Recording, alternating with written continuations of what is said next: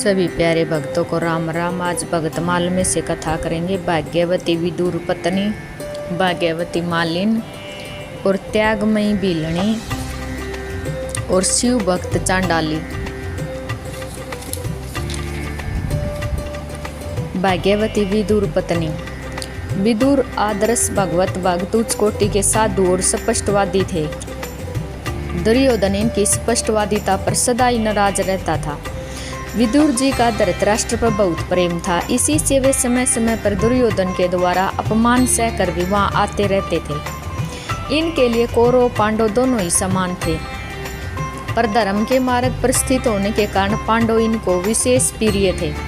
ये सदा पांडव की मंगल कामना किया करते। श्री कृष्ण में इनकी अनुपम प्रीति थी। इनकी धर्मपत्नी भी परम साध्वी, त्याग मूर्ति तथा भगवत भक्तिमय थी। भगवान जब दूत बनकर हस्तिनापुर पधारे तब दुर्योधन के प्रेम रहित महान स्वागत सत्कार का परित्याग करके उन्होंने इनके घर ठहर कर इनके घर की रूखी सूखी साग भाजी खाई थी। कहा जाता है कि जिस समय भगवान दुर्योधन के यहाँ से बिना भोजन के प्रस्थान कर विदुर के घर पहुँचे, उस समय विदुर पत्नी घर के भीतर नहा रही थी। विदुर घर पर थे नहीं, प्रिय ग्रह के अभाव से या स्वेच्छाकृत दरिद्रता से विदुर के घर में वस्त्रों का अत्यंत अभाव था, अतः वह नंगी नहा रही थी। दरवाजे पर पहुंचकर भगवान श्री कृष्ण ने आवाज़ की, किवाड़ खोलो, मैं कृष्ण खड़ा हूँ, मुझे बहुत भूख लगी है। भगवान की आवाज़ सुनते वह सुध बुध भूल गई, उन्मत्त सी होकर उसी दिशा में किवाड़ खोलने को दौड़ आई। झट से किवाड़ खोल दी और भगवान ने उसकी प्रेम उन्मत्त स्थिति समझकर उसी क्षण अपना पीताम्बर उनके शरीर पर डाल दिया। दिव्य पटरानी उसके समस्त शरीर को ढक लिया और तदंतर वह प्रेम मादनी भगवान को हाथ पकड़कर भीतर ले गई। उसे बस इतना ही याद था कि मैं कृष्ण भूखा हूँ, जल्दी जल्दी से क्या खिलाऊं। अंदर ले जाकर उसने एक उल्टे पीढ़े पर उन्होंने बिठा दिया और खिलाने के लिए केले लेकर उनके पास बैठ गई। प्रेम और प्रसन्नता से मतवाली विदुर पत्नी केले छिल कर उसका गुद्दा तो फेंकने लगी और छिल के भगवान को देने लगी। भगवान की तो प्रतिज्ञा ही ठहरी। भगवान बड़े प्रेम से सराह सराह कर छिलके खाने लगे। दोनों प्रेम दान तथा प्रेम सुधापान में तन्मय थे। इतने में विदुर जी आ गई। वे कुछ देर तो स्तंभित होकर खड़े रहे, फिर उन्होंने यह अवस्था देखकर पत्नी को डांटा। तब उसे चेताया और पश्चाताप करने के साथ अपने मन की सरलता से श्री कृष्ण को उलाहना देने लगे। छिलका दीने श्याम कह, भूली तन मन ज्ञान, खाए पे क्यों आपने, भूल गई क्यों भान। भगवान इस सरल वाणी पर हंस दिए। भगवान ने कहा, विदुर जी आप बड़े मौके आए, मुझे बड़ा ही सुख मिल रहा था। मैं तो ऐसे ही भोजन के लिए सदा अतृप्त रहता हूँ। अब विदुर जी भगवान को केले का गुदा खिलाने लगे। भगवान ने कहा, विदुर जी आपने केले तो मुझे बड़ी सावधानी से खिलाए, पर न मालूम क्यों इन छिलके जैसा स्वाद नहीं आया। विदुर पत्नी के नेत्रों में प्रेम के आंसू झर रहे थे। भाग्यवती मालिन। फलों का नाम सुनते ही दोनों हाथों की पसर में अन्न भरे वे श्री कृष्ण फल लेने के निमित्त दौड़े। उनकी पसरे में धीरे धीरे अन्न गिरता जाता। श्री कृष्ण को देखकर मालिन ने उनके दोनों हाथ फलों से भर दिए। भगवान ने भी अपने हाथों के शेष अन्न से उसकी टोकरी रत्नों से पूर्ण कर दी। मथुरा की एक भाग्यवती मालिन ब्रज में साग भाजी फूल फल बेचने के लिए आया करती थी। नन्हे से सावरे की सलोनी सूरत पर वह अनुरूप थी। मुरली मनोहर की मनोहर मूर्ति उसके मंदिर में सदा बसी रहती थी। वह भावों के पुष्प चढ़ाकर हरनिश उनकी अर्चा पूजा किया करती थी। श्याम सुंदर उसके मनोभाव को जानते थे, किंतु उसके अनुराग को बढ़ाने के निमित्त उससे बोलते नहीं थे। वह जब भी आती तभी अपने खेलने के बहाने बाहर निकल जाते और वह बेचारी मन मोस कर रह जाती और मन ही मन कहती, श्याम सुंदर तुम इतने निष्ठुर क्यों हो? जो तुम्हें चाहते हैं उनसे तुम दूर भागते हो और जो तुमसे वैर करते हैं उन्होंने प्रसन्नता से पास बुला लेते हो। तुम्हारी इस वक्रता का असली रहस्य क्या है, इसे कौन जान सकता है? मालिन के मन में मदन मोहन कभी दूर हटते ही नहीं थे, किंतु शरीर से सदा लगी रहते थे, मानो वे उससे डरते हों। मालिन घंटों नंद भवन में बैठी रहती, किंतु नंदलाल के साथ आज तक उसका कभी संलाप नहीं हुआ। कभी उस बिहारी ने मालिन की ओर हंसकर नहीं देखा। प्रेम की कुछ उल्टी ही रीति है। प्रेमी ज्यों ज्यों अपनी ओर अपेक्षा के भाव दिखाता है, त्यों तो अनुराग के भाव अधिकाधिक उमड़ने लगते हैं। प्रेम का स्वारम्य वियोग में ही है। विकलता उस आनंद का परिवर्धन करती है, वेदना ही उसका फल है, चाह ही उस तक पहुंचती है। मालिन का मन विहंगम अब दूसरी जगह न जाकर सदानंद के आंगन में उड़ उड़ कर चक्कर लगाने लगा। वैसे तो मालिन साग पात बेचकर मथुरा चली जाती, किंतु उसका मन गोकुल में रह जाता।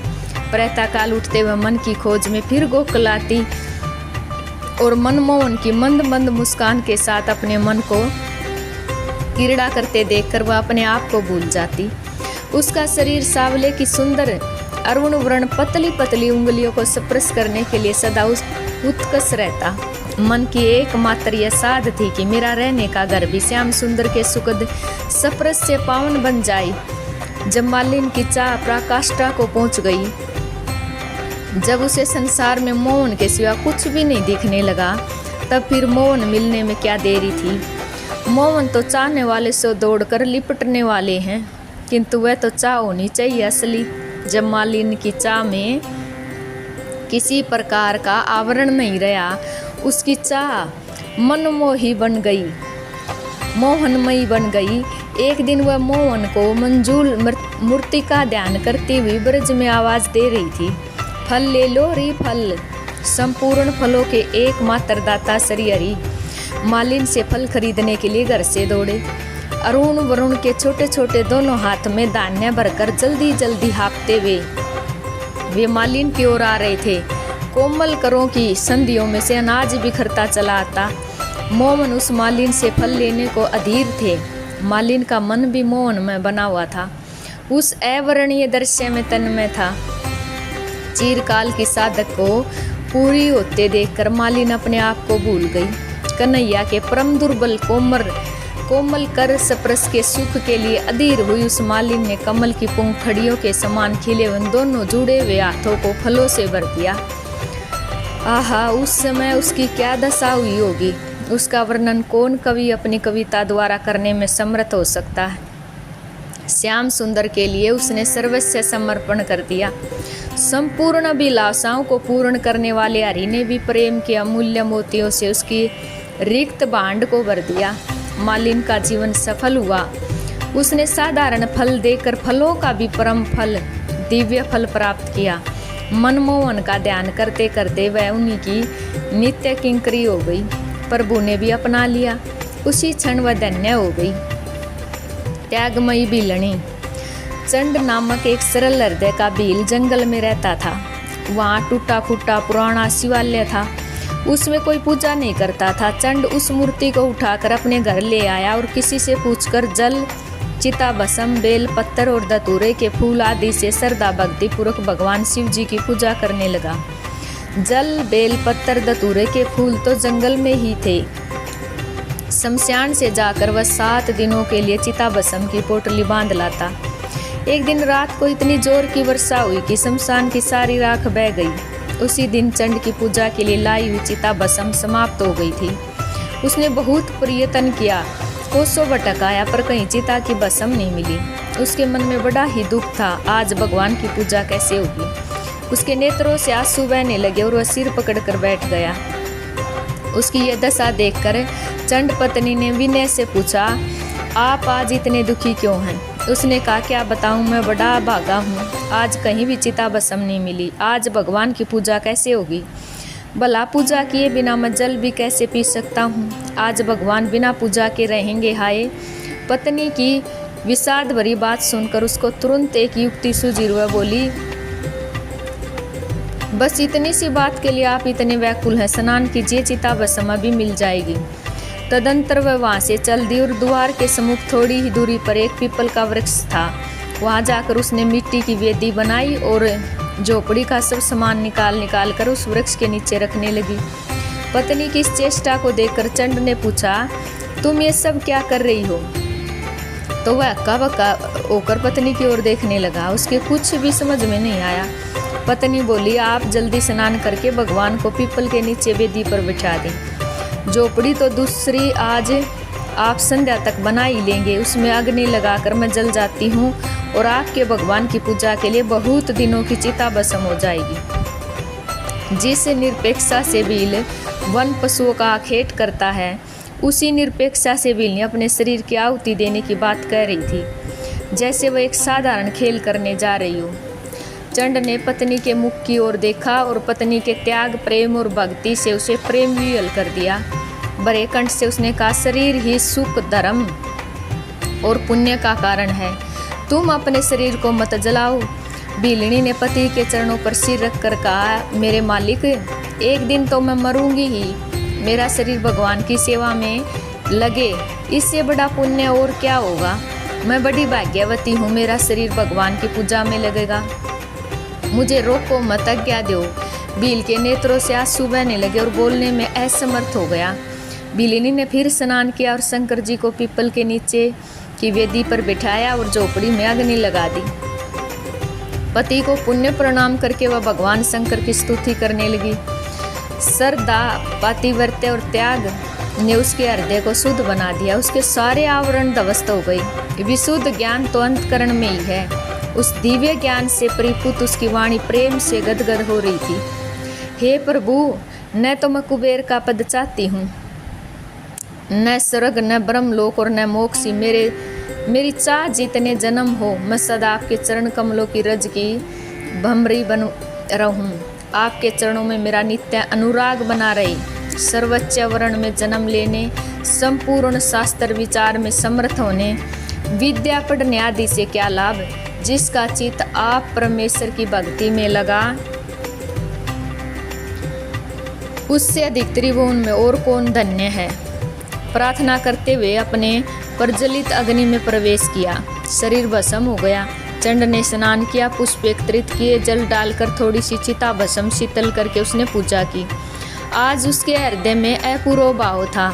अंतर में पत्नी के त्याग ने प्रेम की धारा प्रभावित कर दी थी। नवेद लगाकर वह उन्मत्त की भांति भगवान के सम्मुख नृत्य करने खड़ा हुआ। आज से पूर्व पति पत्नी दोनों भगवान के सम्मुख नाचते थे, आज वह अकेला नाचेगा। है मैं सोपन नहीं तो देख रहा तुम यहाँ कैसे, तुम तो अग्नि में जल गई थी न। चंड चौंक पड़ा। उसने देखा उसकी बाईं ओर नित्य की भांति साथ नाचने को उसकी पत्नी खड़ी है। सपना काहे का, आपके सामने आपकी दासी मैं ही तो खड़ी हूँ, मुझे तो स्मरण नहीं कि मैं कब आग में जली। भीलनी ने पति की बातों से आश्चर्य प्रकट किया। भील दंपति अभी आश्चर्य से छुटकारा नहीं पा सके। एक दिव्य विमान आकाश से उतरा और एक भगवान शंकर के पार्षदों ने दोनों से प्रार्थना की कि आप लोग कैलाश पधारे। भगवान गंगाधर आपका स्मरण कर रहे हैं और आदरपूर्वक दोनों को विमान में बैठाकर शिव पार्षद उन्होंने शिवलोक को ले गए। शिव भक्त चांडाली। पुण्य तीर्थ गोकर्ण क्षेत्र में शिवरात्रि का पर्व है। असंख्य नर नारी इस पावन पर्व पर भगवान शिव जी के दर्शन पूजने के लिए एकत्रित हैं। अक्षत, चंदन, बिल्व पत्तर और पुष्प आदि से भगवान का थाल सजाए श्रद्धालु भक्तजन मंदिर की ओर चले जा रहे हैं। भगवान शिव की जय, हर हर महादेव आदि की ध्वनि से आकाश मंडल गूंज उठा। धार्मिक जनता में आज उत्सव और उमंग की अद्भुत लहर उठती दिखाई देती। मंदिर से कुछ ही दूरी पर एक चांडाली थिकित बिच्छी खड़ी है। जन समाज के स्पर्श से बचती हुई वह पीछे हटती जा रही है। शरीर अत्यंत दुर्लभ, कंकाल मात्र रह गया। गलित कुष्ठ से भरे हुए अंगों पर मक्खियां भिन भिना रही हैं। विविधता की मूर्ति सी वह वृद्धा रुग्णा नारी समस्त नर नारियों का घृणा का पात्र हो रही है। शरीर पर रक्त और पीप से सना फटा पुराना वस्त्र दर्शकों में जुगुप्सा का भाव उत्पन्न कर रहा है। जीवन से उबकर उसने अनशन किया है और उसके अन्न के अभाव से यह कहना कठिन है। जैसे भी हो, शिवरात्रि के एक दिन पहले से ही वह निहार है। लड़खड़ाती हुई मंदिर के निकट तक आ गई। मन में एक ही साध है मेरे हाथ का बिल्वपत्र भगवान के चरणों में किस प्रकार पहुंच जाता। किसी दयालु पुरुष ने उसकी यह साध पूरी कर दी। मन ही मन उसने भगवान शिव के स्वरूप का चिंतन किया, मन से ही उसकी सेवा पूजा कर ली। दया सिंधु महेश्वर उसके भाव भक्ति की भेंट स्वीकार कर ली। भीड़ छट गई। दूर से ही भगवान का दर्शन करके उसने धरती पर मस्तक रखकर प्रणाम किया और शिव शिव का जप करती हुई एक ओर चली गई। रात भर उस क्षेत्र में जागरण करके दूसरे दिन वह क्षेत्र से बाहर निकली। दोपहर का समय था। भगवान भास्कर तप रहे हैं और एक सरोवर के तट पर बरगद की सघन छाया। चांडाली वहां तक आते आते मूर्छित होकर गिर पड़ी। जीवनी शक्ति ने जवाब दे दिया, मृत्यु की घड़ी आ गई। इसी समय आकाश में एक दिव्य विमान उतरा। चारों ओर प्रकाश छा गया। विमान वहीं आकर आकाश में रुक गया। महर्षि गौतम बड़ी देर से उसी पेड़ की छाया में बैठे थे। उन्होंने चांडली की वह दुर्दशा देखी और भगवान शिव के पार्षदों द्वारा लाए उस दिव्य विमान पर भी दृष्टिपात किया। उनसे नहीं रहा गया। वे पूछ बैठे, देवेश्वरों, आप भगवान शिव के पार्षद हैं, आपको नमस्कार है। इस दिव्य विमान को लेकर आप लोग यहाँ कैसे रुके हैं? आपके मन में कोई विनोद तो नहीं सूझा है?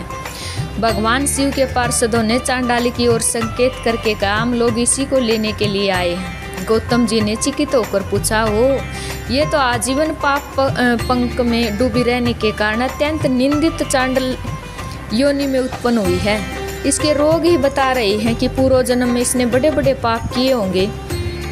फिर आप लोग इसे दिव्य लोक में ले जाने योग्य कैसे मानते हैं? ईश्वर की क्या लीला है, ये समझ में नहीं आता।